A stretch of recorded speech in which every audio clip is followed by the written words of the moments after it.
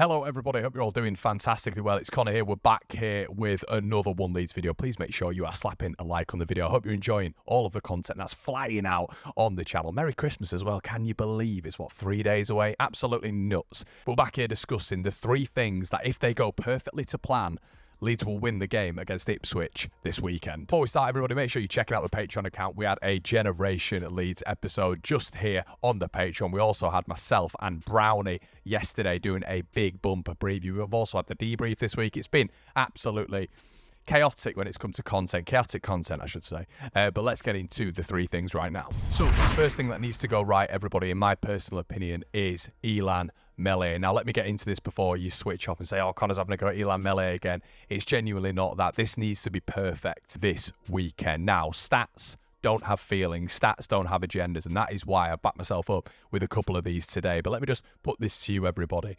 When you look at Elan Melee going into this game, he has a 64% save percentage, which in comparison to, let's say, a Mads Hermansen at Leicester with 80%, even when Leicester control games, that's absolutely staggering because we control games as well. But Elan Melee's save percentage when shots are on goal just isn't that great. He's also made 7 clean sheets. He's had 7 clean sheets, which is absolutely fantastic, and credit to him, but credit to the Leeds United defence as well. But you look at the standard of team that we have played in those 7 games. Watford at home, who were absolutely dreadful. Sheffield Wednesday, who were an absolute abomination. We've had QPR in there who offered nothing. QPR and Sheffield Wednesday, by the way, in those games were in the bottom 3.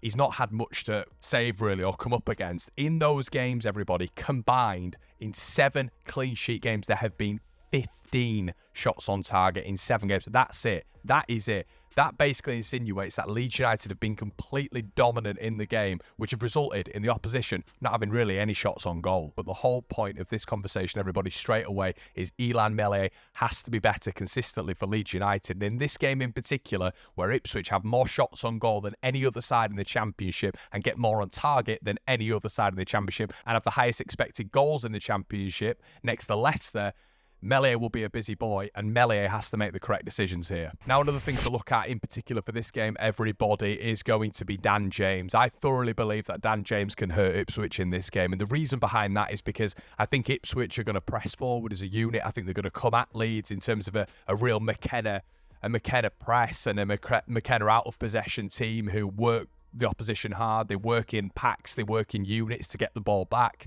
I think Leeds United, if we are quicker in possession, that's something we have to bear in mind. We have to be quicker. But if we are, and we can release Dan James in and behind that Ipswich backline, who I believe are going to push up a little bit, that is where Leeds can really, really hurt them. But it's all about being incisive, and it's all about being quick and efficient in possession. There is no room for Leeds United to be sloppy, to be sluggish on the ball, because Ipswich will just regain their structure, regain their framework, but they will also push Leeds United into a mid-block again. Fully believe you're going to get Clark, the right back, on Somerville's touch every single time, trying to frustrate him. He's a bit of a combative right back, and that's where Leeds really have to work their way around that, because Coventry definitely frustrated Leeds with that mid-block and that press on Crescencio Somerville. So how to alleviate that is to play the ball quickly. Play the ball quickly, play it out wide, play expansively, and Leeds can get in and behind Ipswich Town. But the main figurehead behind that, in my opinion, is going to be Dan James, because I think in those transitional moments he's proven this season that he can be absolutely brilliant. We know if Crescencio Somerville is marked up and is pressed on,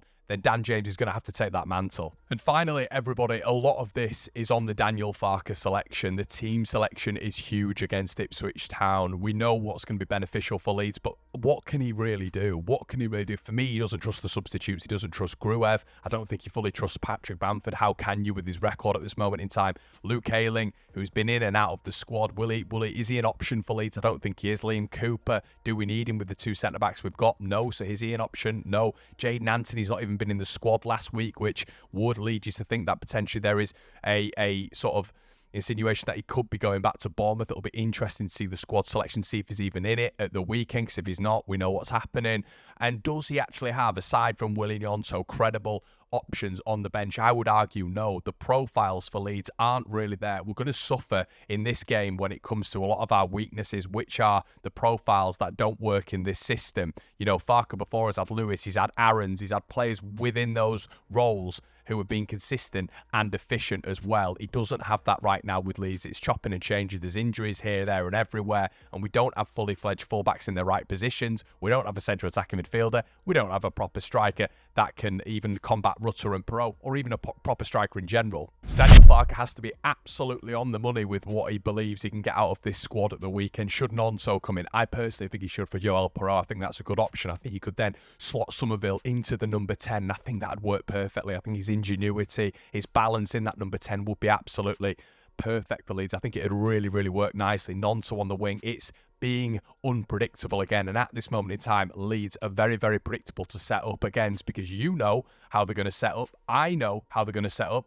Ipswich Town staff and everyone down there will 100% know how Leeds are going to set up, and I think that's been the problem with Leeds over the past however many weeks, maybe even the last month. Teams are able to predict how to play against Leeds United. There's no real fluctuation in what we do. We bring on the subs at the same amount of time, at the same time, and it normally is wingers and maybe throwing in a striker in there for 5 to 10 minutes. You can predict what Leeds are going to do, and I think that's been the problem with what Leeds have gone up against in the past month. We have to change it up a little bit, even if that's a variation of Willie Nonso coming in. And talking about variation, I mentioned this on a few videos, everybody.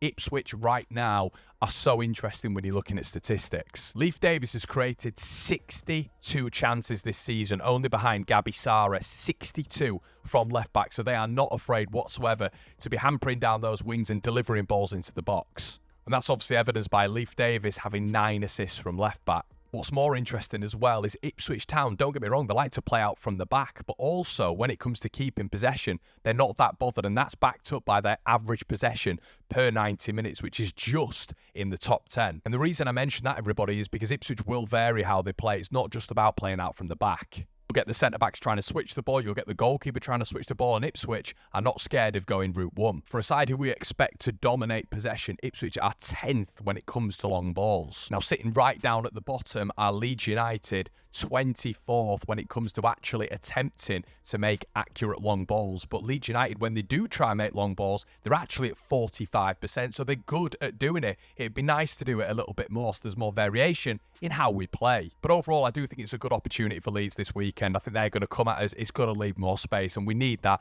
aside from teams constantly in a low to mid block sitting back. You are going to get Ipswich coming to Ellen Road, and you are going to get Ipswich trying to win this game. So let me know what you think, everybody. Really interested to know what you think. Leeds have to get absolutely spot on this weekend for us to get the result against Ipswich. Make sure you check out all the content that's been flying out over the last couple of days, and I'll see you in a bit.